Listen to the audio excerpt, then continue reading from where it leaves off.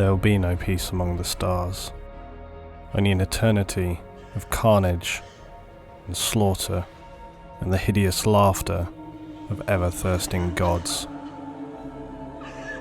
Let the galaxy burn.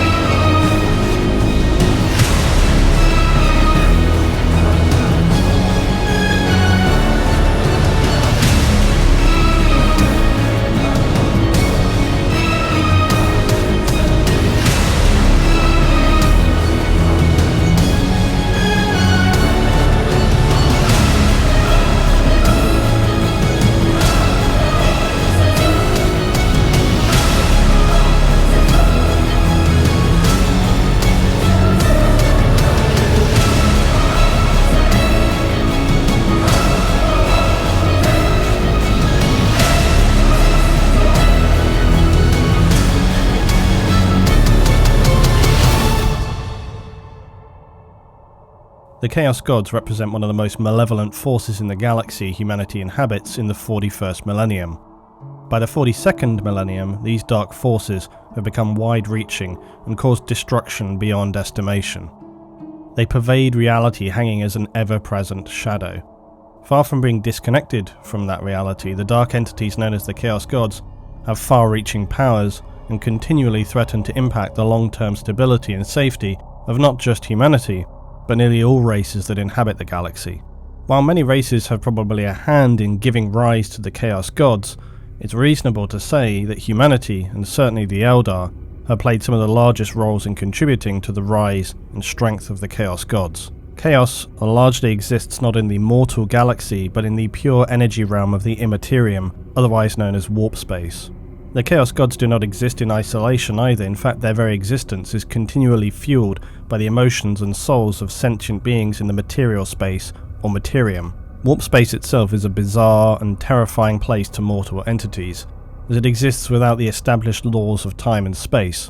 It is a highly unstable realm subjected to endless disturbances, not to mention the horrifying and immensely dangerous creatures that exist there. Without enlisting the skills of psychic navigators, as well as the Emperor's Astronomicon, the psychic beacon back on Terra, then using the warp to travel would be immensely dangerous, if not impossible. Yet even with the power of the Emperor behind them, humanity as it stands would be unable to function without the use of the warp. Even with this powerful means of crossing vast expanses of space, true long-distance travel across the galaxy can still take months or even years.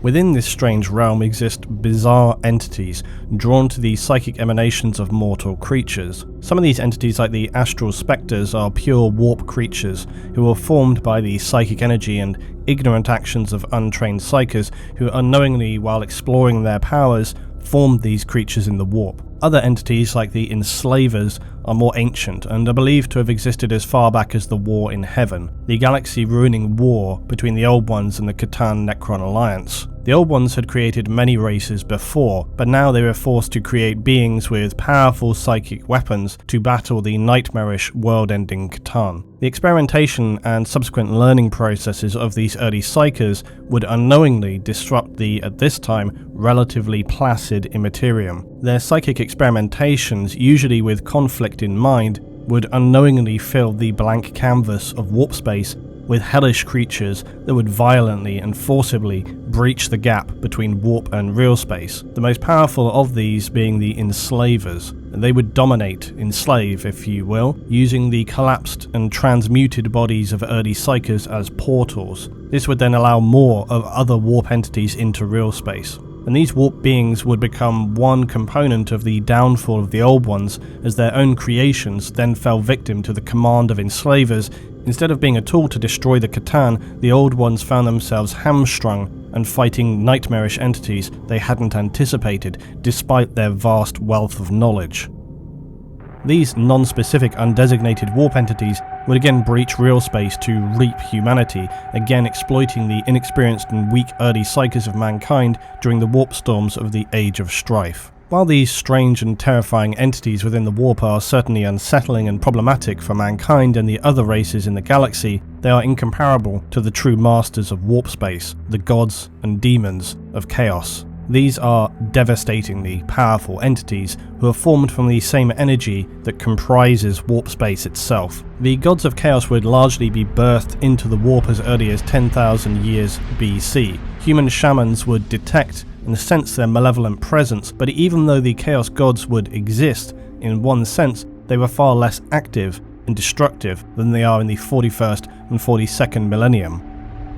At this early time, you could even describe them as being passive entities. The gods of chaos were more like a slow boiling pot of water, the heat being humanity and other races' inherently negative traits and vices. Chaos itself is not a race, it's more of a collective designation and realm. It's primarily divided between 4 gods, known as Khorne, Tzeentch, Nurgle and Slaanesh. Khorne is the blood god, representing war, rage, violence, hatred and bloodshed. Tzeentch is the changer of the ways, representing volatility of change such as overreaching ambition, plotting, convoluted scheming and conspiracy. It also represents sorcery. Nurgle is the plague god, and it represents mortality, morbidity and despair. And Slaanesh is the god of lust, greed, excess, hedonism, pleasure, pain and perfection. The gods of chaos are manifested through sentient thoughts, minds and emotions of the galaxy's inhabitants. The collective unconsciousness cumulatively shapes and allows the reactive warp or Immaterium to give rise to such abhorrent creatures as the gods of chaos. The existing mental activity across the galaxy then continues to sustain and nourish them. While the gods themselves in the warp are extremely powerful, they can only enter reality in a somewhat limited respect, such as by means of possession of those who have psychic abilities, as was the case during the Age of Strife when mass possessions of early human psykers wrought terrible and wide-reaching damage across the colonized planets of humanity. The Chaos Gods are also able to form and create lesser entities from the warp itself to push out into real space, essentially forging miniature extensions of themselves. These are the demons of chaos. Whilst they themselves are not truly able to enter the Imperium, things have become progressively more severe since the formation of the Eye of Terror, and more recently with the formation of the Great Rift across the galaxy. Toward the end of the 41st millennium, the warp had been growing ever more unstable, and eventually this struggle would lead to a massive tear in space across the entire galaxy. For humanity in the region containing Holy Terror, the tear appears as a scar across space. But for those Imperial worlds on the far side of this tear in space, they now inhabit what has been designated the Dark Imperium. So called because on this side of the Great Rift, the light of the Emperor does not shine. The Astronomicon is not visible to warp navigators, and travel and communication are difficult at best. Eventually, over time, things will become somewhat more stable, but the massive tear across the galaxy leaves a continual shadow of darkness hanging over it. Where chaos had once been somewhat contained, it now pervades the entire galaxy, and nowhere is truly safe. Returning though to the Chaos Gods, while all inhabiting the same realm, they're generally speaking not a collaborative or united force working together. They simply happen to cohabit the warp. They're in a near constant struggle and conflict between themselves, and this ongoing battle of dominance is known as the Great Game, a game that can arguably never be truly won. There is often much discussion around what would occur if one of the Chaos Gods was somehow able to win the Great Game and take a primary position of dominance. Could the warp be returned to a balance, a state of serenity, or would the warp itself consume real space, dooming all mortal races to a nightmarish future of complete and total chaos? Only the unending conflict that rages on allows the gods to have their share of power. The Great Game is generally the primary focus of the Chaos Gods. Much is spoken of chaos in mortal real space in the 42nd millennium. Now, especially more than ever, the talk of how severe a threat it represents. Along with the ever-burgeoning chaos cults and well-known abhorrent traitors to the Imperium, such as the Chaos Space Marines. The gods themselves are far more concerned with their own struggles against one another in the warp, and in actuality they only direct a very small amount of attention and power toward the mortal realm. There are periodic instances where the Chaos powers will set aside their differences and unite under a general banner of chaos itself, the rise of the Emperor of Man being one such time. The Chaos Gods felt his presence to be unsettling and dangerous to them, especially after some further details which we'll talk about later. And so they engineered the Great Civil War among humanity, the Horus Heresy. But from the perspective of the Chaos Gods, this was barely a turn of the head and a moment of their attention away from the great game. This game is also mirrored in their followers, as well as demons who continue the great game in or out of the Immaterium. When the galaxy was young, whilst the warp existed as a realm, it had no distinct entities as such within it. It simply was energy flowing with the sentient emotions of the mortal Materium. Over time, this energy would become more and more defined and individually distinct. At some point in this early period of the first few millennia, Khorne would become the first to realise its ability to act independently from the larger, more abstract disturbances in the Sea of the Warp. Later, two others would follow, being Tzeentch and Nurgle, and so the first three gods were manifested in terms of human history by the end of the second millennium. The fourth god, Slaanesh, wouldn't manifest until the catastrophic ending of Eldar society as it had been known in Millennium 29. There are also a few minor gods of chaos, the most notable though being Malice, known as the Renegade or sometimes Fifth Chaos God. Very rarely spoken of or written about now, Malice represents pure anarchy, destruction, and terror. Malice itself represents the chaotic nature of the warp, and because of its destructive tendencies will wage war against anything it encounters, fighting both the powers of chaos and all mortal creatures. And you may think, well, isn't that already like the other chaos gods? True enough, except Malice is a purer form of that focus. And interestingly, unlike the other chaos gods, Malice can supposedly be summoned into reality so long as enough sacrifices are given and a vessel body is available for him to take possession of it. While the strength and position of the gods shifts and is in constant conflict, there is a relatively established order or hierarchy between them. Khorne, as the first god of the Immaterium, is seen generally as being the most powerful overall, and this is attributed to the endless acts of murder, violence and sacrifice that have been relentlessly ongoing since his inception. They continue to fuel and keep him filled with ethereal strength with little if any respite. Khorne is believed to have risen during the Middle Ages of man, this period known for its excessive bloodshed and savage close-quarter battles, which would often result in massive casualties and entire battlefields being left awash with blood. Not to mention the ongoing cruelty, anger and savagery of the age, wherein humanity would continually brutalize itself. Each conscious act of violence, fury and bloodshed contributes to Khorne's power, whether those individuals actively follow him as a god or not. Followers of Khorne are warriors without exception. He has nor requires no temples. He is worshipped on the battlefield of mortal races. Khorne derives his Karneth, meaning the Lord of Rage or Lord of Blood. Khorne despises the use of magic and sorcery, and therefore most expressively hates the other gods of Tzeentch and Slaanesh. Notable traitors of the Imperium who are aligned with Khorne are the World Eaters. They are the 12th Space Marine Legion, and their Primarch Angron also aligned with Chaos and Khorne. After the heresy, they split into many smaller groups such as the Forsworn, Gore Hunters, the Blood Legion of Khorne, the list goes on. And we'll look more in detail at the specifics of Chaos Marines in future content. The other three Chaos Gods share more of a fluctuating and random combination of peaks and troughs in accordance with how they draw their powers. Mortal events may imbue them with unexpected strength, which allows them momentary opportunities to become the strongest players in the eternal conflict of the great game. And these spikes in power and dominance are nearly always fleeting, and the eternal conflict continues on unabated. Tzeentch, though, is often seen as the second Chaos God in terms of general power and stability, and this entity draws strength from the endless desires in humanity to initiate change and better one's self-interests at the expense of others.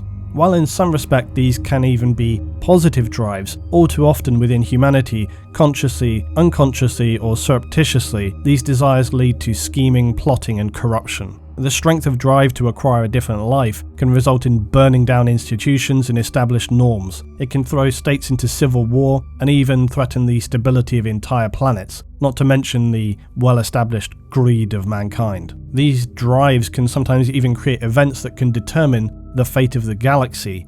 All of this, in essence, is Tzeentch. It is the god of great change and despair in the Materium. And the never-ending selfishness, the single-minded desires of power mean that mortal creatures can gift Tzeentch with powerful bursts of ethereal strength. Tzeentch could be described as well as the architect of fate. The 15th Legion of the Thousand Suns became almost unintentionally associated with the Chaos God of Change, Magnus the Red, their Primarch, also now elevated to a demon prince.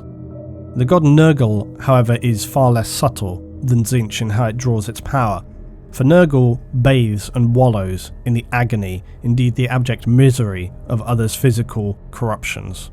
Disease, plague and galactic pandemics are its dominion. Nurgle as a god is often regarded as the god of all, because few mortal creatures seem able to escape physical corruption at one time or another. And whereas the other Chaos gods usually align with specific individuals or those inclined to a certain activity or behavioural pattern, there is no discrimination with Nurgle. Nurgle also has a more active role in the plight of mortals than the other gods, in that those afflicted by disease or some nightmarishly disfiguring corruption are often then subsequently shunned, exiled and ostracised by their own communities, leaving them in painfully hopeless situations, depressing misery, often having been turned on by everyone they may have imagined would help them in their time of need.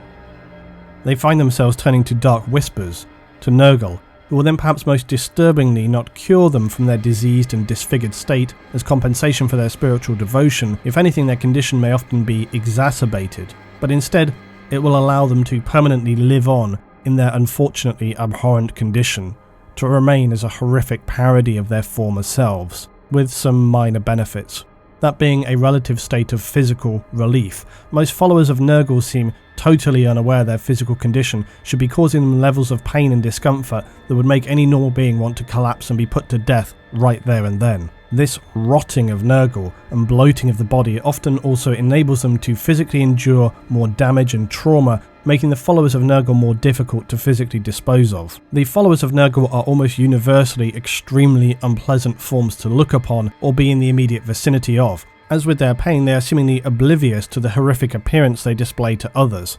Perhaps most disturbingly of all, though, beyond the physical, is that worshippers of Nurgle are afflicted with an ongoing permanent state of depression, but one that simultaneously brings them contradicting pleasure and satisfaction. Nurgle essentially is a disgusting perversion of mortality, deceiving its followers into a denial of their true self and distorting their perspective of reality. It's quite literally an abhorrent rot of the physical and mental self. The Death Guard, the 14th Space Marine Legion, are most associated with Nurgle. Mortarion, the Primarch of the Death Guard, would become a Demon Prince of Chaos, and other powerful Marines like Typhus, a captain, would become devastating champions. Which then brings us conveniently to another god which revels in perversion and distortion of reality, the god of pleasure, Slaanesh.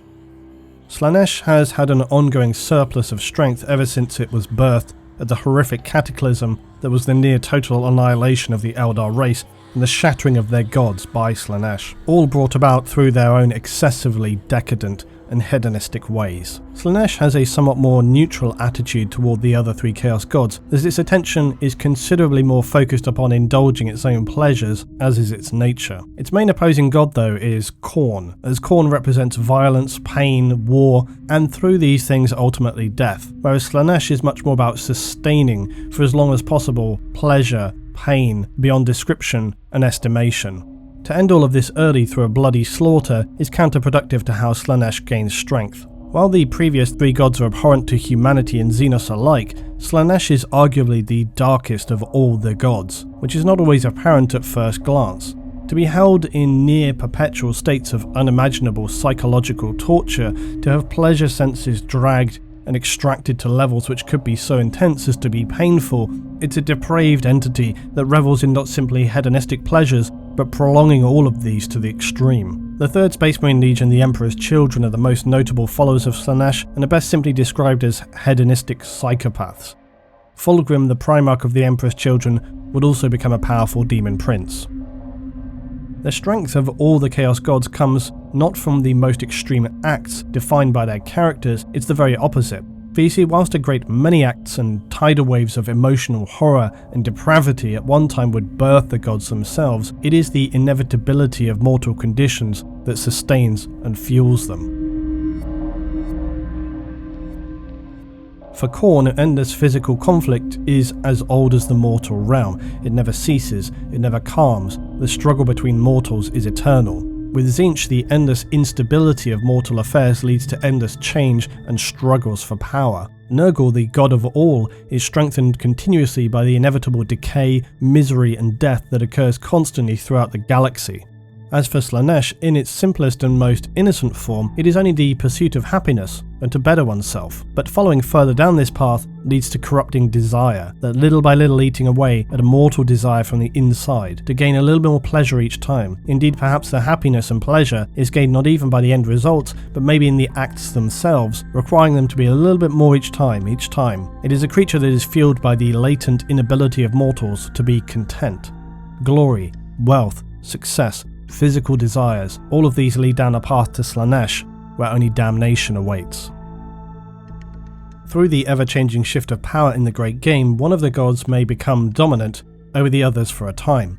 Their absolute goal is to have total domination over the Imperium, a goal which by the very nature of their own limitations is essentially unattainable. So they, and the warp being that it is their dominion, is in a state of endless chaos. If one of the gods ascends to a position of dominance over the others, then the weaker forces may temporarily not so much ally as more work together toward the same goal of toppling the most powerful god at the time, to perhaps simply not pay more attention to the others and then later return to endless power plays as they fight each other to claim their position of dominance. Warp storms that periodically sweep the Immaterium are a direct result of the Chaos Gods battling each other in their ethereal planes. Armies of demons may battle each other within the warp or the mortal galaxy as they vie for control to inflict relative damage to the power of the other gods. These ongoing wars between the powers are endless cycles of repeating conflict, temporary cooperation, backstabbing, betrayal, and corrupt conspiracy and exploitation of any sensed weakness and opportunism. Humanity and races such as the Eldar love to bathe in their own egotistical self-importance, and so the endless skirmishes, incursions, and conflicts within the forces of chaos to them must feel like a directed and focused effort from the Chaos Gods to ruin and obliterate them. In truth, these battles are far from a concerted effort by the Chaos powers to destroy the mortal races. In fact, these engagements are really more like spillage, the splashes and bleedings that exude from the far more severe and ongoing struggle between the gods themselves in the Immaterium. With all of that said, there are periods where for the briefest of moments the Chaos Gods will turn their eye to the mortal real space and pierce it with a plan of evil consciousness. These moments of attention for the gods can represent devastating battles for survival for mortal civilizations. An opportunistic warp opening here, a summoned possession there, these gateways will often unleash a host of demons of whichever power first became aware of the opportunity. It's demons lavishing the chance to slaughter and or corrupt the mortal vessels that await them across whatever plane they happen to find themselves upon. On the rare occasion that the powers sense something has dangerously allied against them, or a force has risen that poses a genuine threat to their existence, this is when you may see the most dangerous of allegiances, known as Chaos Undivided. It's fairly self-explanatory, and considering that even at the worst of times in the ordinary galaxy the ongoing problems of chaos are only a small amount of their attention, you can barely imagine the danger and threat that the combined forces and attentions of the Chaos Gods represents. As mentioned, the rise of the Emperor was one such occasion, and it nearly led to the entire destruction of humanity. However, as soon as such matters are resolved, the gods will immediately use that momentary lapse to attempt to exploit the others. This in part explains why at the end of the Horus Heresy, the forces of the traitorous Space Marines of Chaos were so quick to flee, collapse and retreat. It seems fair to assume that with the death of Horus and the near-fatal wounding of the Emperor to the point he became a far more ineffective entity for mankind, the gods of chaos likely snapped their attention back towards their own conflicts in the warp and away from the trivial conclusion of the devastating heresy war during the period of scouring. All of this brings us to a fairly common question though. Why are there no positive gods in the Immaterium? If a sentient being's emotions and desires, as well as their general conscious or unconscious feelings, form the entities within the warp, then it stands to logical reason you would surely see positive creations, as well as these very negative ones, correct? This is generally speaking best marked as one of those things we could class as poorly defined or just not well understood. We know that there are lesser entities out there in the warp, and that it's reasonable to assume that they are just relatively unapparent or smothered by the presence of more powerful Chaos Gods. Some of course even going so far as to speculate that the Emperor himself is potentially a positive godlike creature. He is after all an anathema to the Chaos Gods. It also raises further questions like, do the Chaos Gods truly represent darkness and evil, or is that a subjective human definition? The Chaos God Tzeentch, for example, revels in change and disruption, and whilst it's true you can make a connection of change and disruption being a negative thing, Another view would be that it simply represents an opposing position of order and stability. Do we attach automatically the concept of evil to this? It's true that within the Chaos Pantheon, their followers and wars cause devastating suffering, but arguably no more than any other race in the far future, and humanity itself is no beacon of purity and innocence when it comes to such things. It's worth remembering as well that without the depraved selfishness, violence and all the worst traits of mortal races, the Chaos Gods wouldn't even exist. So it's hard when you really think about it to ascribe that they are mindlessly evil. If anything, the Chaos Gods are a reflection of mortals as they peer into the ocean of the warp with their souls. With so much of what occurs in the galaxy of the far future, humanity will and has always attached unobjective, even irrational emotions and fears to events or individuals. It's what enables them to be perceived as being fundamentally good or bad. The Xenos race of the Orcs are a good example, often seen by humans to be foul, war-hungry, yes even evil creatures bent on mindless destruction, brutal horrors, carnage and slaughter without end. But with further study, we know this not to be exclusively true. Orcs are not evil because they are not driven by some higher premeditated grand plan. They operate by design and instinct, and within that you could also include the Tyranids, who operate with much of the same core drives. Depending how far along you want to go with this, it can become significantly complicated and very philosophical. Ultimately, we view things with a human point of view, but the key thing to understand is that chaos is not as simple as it being bleak, darkness, or evil.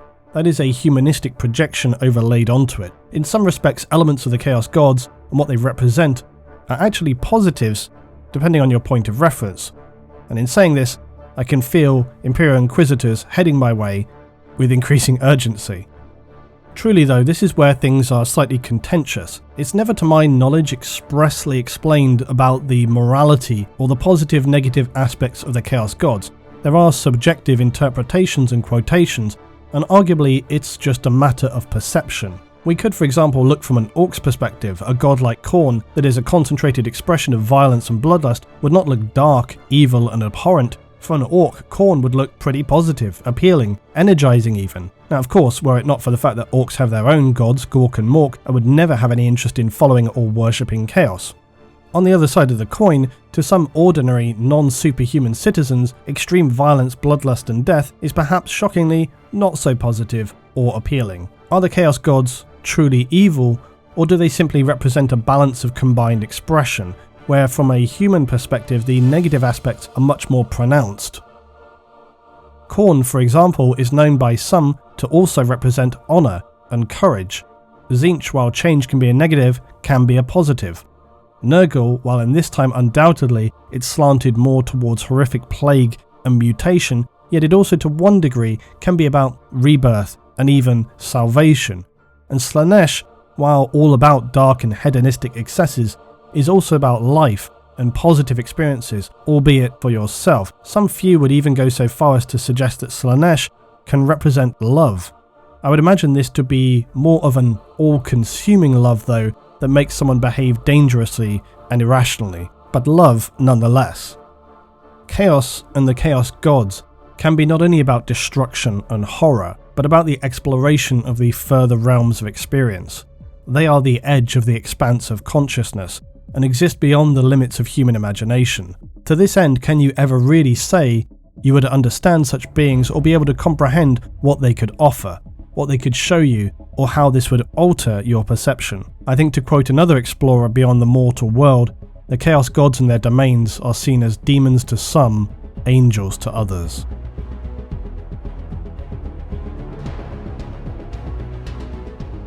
Devout members of the Imperium's ecclesiarchy would say that these arguments are made by ruined and corrupted chaos cultists who are trying to merely rationalize the dark powers of the warp. It's also possible though that from a human perspective, positive gods still emerge in the warp, or even that they always have, but perhaps they're simply nowhere near as powerful as the other entities that exist there and are crushed and obliterated before they have a chance to grow. If you want to really get to the core of this though, it's humanity's own self-delusions about positivity being as much or more prevalent than negative traits. Whilst it's true that most humans aspire to have positive aspects in their lives, you need to look at the larger picture and start to consider if the collective positive experiences are really that substantial or powerful in the grand scheme of things, Or are they just more like positive background radiation in terms of their influence to the warp? If you think of emotions and self-expression as needing to be of sufficient strength to essentially register in the warp, it helps to explain why, when you look at the creation of the Chaos Gods, they only generally seem to occur after significant periods of sustained, powerful, often traumatic, and not just ordinary but extreme emotions and expressions. We see that these resonated with enough strength to enable them to be able to come into a state of sentience. This to me suggests that it is only the most powerful feelings, or those on the edge of the spectrum of emotion, that registers and contributes to the warp most significantly. While positive feelings like family bonding, loyalty, honour, appreciation of art and beauty, and of course love and devotion can be powerful in moments, do those situations happen more often and in significant strength to counterbalance the generally more regular and arguably more powerful negative aspects of pain and suffering that are and always have been so widespread? So again, I say it's worth noting that the Chaos Gods only begin to appear after a significant period of fairly extreme, concentrated outpouring of consciousness and suffering before they were able to consume this power and come into being. Once they reached this critical massive emotive energy that allowed their creation, they simply needed to just continue on while the endless emotive energy would continue then to sustain their needs. It was enough that they had been created and would then just exist until the later periods in human history where their strength would become significant after the huge levels of horrific destruction that would befall mankind.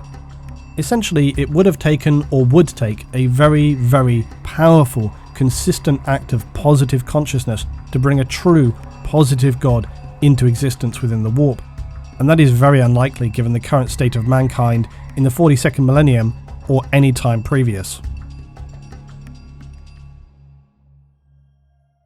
Of course, there is also just the even more simple rationalization that the warp for whatever reason is just more receptive to what we define as negative emotions and their associated actions than positive for whatever reason.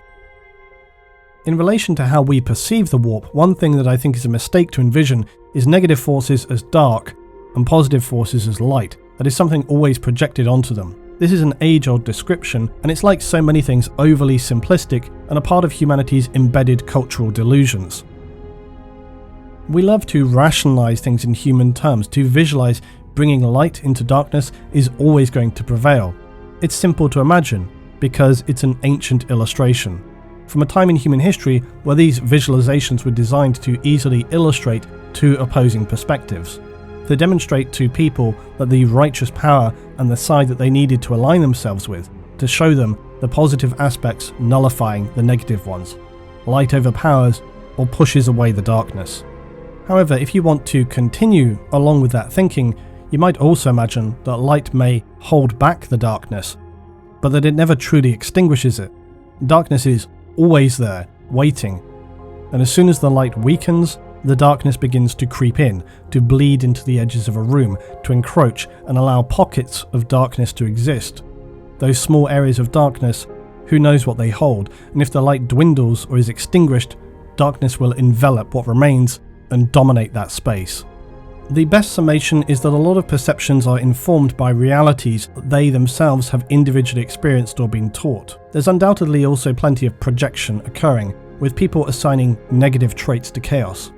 In reality, the gods themselves will not perceive nor be concerned by definitions so entirely human. One thing is for sure though, once the gods began to be aware that the activities of mortals outside their realm could imbue them with strength, and thereby enable them to carry more strength into their great game, they became far more interested and proactive in influencing events in the material realm. This is where the followers like cultists, Astartes traitors, and demons fit within the realm of chaos. They are the labourers of the gods, and their acts are always only to benefit their masters. Still, followers of chaos are not only those who can benefit from the realm. It is in fact suggested that the Emperor gained some knowledge by travelling through a gateway to the realm of the all-powerful Chaos Gods, apparently appeasing them with promises only he could give, and they in return allowed him to return with the science to unlock the mysteries of creation. This knowledge would enable him to create the demi-godlike figures of the Trademarks. The Emperor, though seemingly lying to the Dark Gods about his intentions, would then suffer at the hands of their powers, as they scattered the gestating pods of the Primarchs across the galaxy, and they would not be reunited with the Emperor until the Great Crusade. Now these realities only further muddy the water around the Emperor and his true intentions, his foresight and knowledge about chaos, why he would consider such actions as being necessary, or that he could back out of deals made with these gods of the Immaterium, and what his intentions were with regard to his own position within the multi-millennia spanning history of humanity in the dark future. Chaos is the most significant enemy of humanity in the future. The gods of the warp continually sow the seeds of any number of corrupting ways that eat away at our lives and our consciousness. These seeds of doubt, of fear, hatred, selfish ambition fester and rot away under the surface of society and the institutions of the Imperium, threatening to eat it alive from the inside out. The Chaos Gods seek to eternally exert their influence on the mortal realm, on its many races, and allow literal chaos to reign and give them strength for their great game. Interestingly though, the Chaos Gods also have by their nature a symbiotic relationship with the entities of the Materium, because the Chaos Gods only gain power through the actions, emotions and emanations of mortals collectively, so ensuring chaos, unrest, death, destruction, misery and even hedonistic pleasures are all part of their aims. The total destruction of humanity or all mortal races would not be to their own best interests, whether they're aware of it or not, or whether they even care about that or not. Without us, they would slowly cease to exist in their current form and would likely dissipate back into the warp until it was again a calm, balanced realm. In that respect, races like the Tyranids are far more literally dangerous. However, it is the insidious nature of chaos that makes it so despised. It is so often not an enemy in plain sight. It hides, corrupts and distorts the innocent. And whether the gods are truly aware of how reliant they are on mortals is another matter. They show little signs of concern for this, and their ongoing battle to destroy and corrupt continues. Even ever more severely in the 42nd millennium, now the Great Rift has torn through the galaxy, enabling the forces of chaos to have an ever more violent and invasive capacity. Now we will further explore the gods and forces of chaos in the future. They stand as the keepers of nightmarish hellscapes that most mortals dare to even imagine. Chaos has already inflicted untold damage on many races in the galaxy, most obviously the Eldar and the Imperium of Man, and they show no signs of relenting in their ever ongoing quest to dominate all. Yet there is always hope. Always. But the grim darkness of the far future looks ever darker, with the strength and reach of the Chaos Gods being ever more pronounced. But there are those who care little about the forces of chaos and the gods therein. Creatures like the Orcs and Tyranids. There also remain those like the Eldar and mankind who are all too well aware of the danger that chaos poses to the entire galaxy to turn it into a warped, distorted realm of complete, total and literal chaos. And then there are the younger races like the Tau, who only now are beginning to understand the true nature of chaos. High Inquisitor Bronislaw is once known to have said that if my time in the Black Library taught me anything, it was, controversially, that chaos is already very much part of us. It deals in the currency of mortal souls and feeds off states and emotions that are in essence natural. Without us, there would be no chaos. Good and evil, right and wrong, these are binary oppositions that the inhabitants of this galaxy use to comfort and define themselves. I'm afraid much of the God Emperor's work is done in the grey area in between. This is the more truly worrying reality, that humanity is chaos, and chaos is humanity. Chaos is the ugly horror of ourselves. It's the side of ourselves we cannot face. It is the darkness that we define upon each other. It is the evil that men do. It is the distilled nature of mortals. The Imperium suffers because of chaos. This will always be so. But humans butcher, torture, repress, abuse, and conspire against one another. Do we do all this because we want it to be so, or do we do this because the dark gods require? Do we know that humanity has free will? Or are we being danced like puppets to the tune and the whispers of the Dark Lords, more powerful than any mortal can understand? Now there are always many powerful quotes around the more defined Chaos Gods of Khorne, Nurgle and Slaanesh, but I think I would finish with something as Tzeentch would have it, that the Imperium is founded on chaos.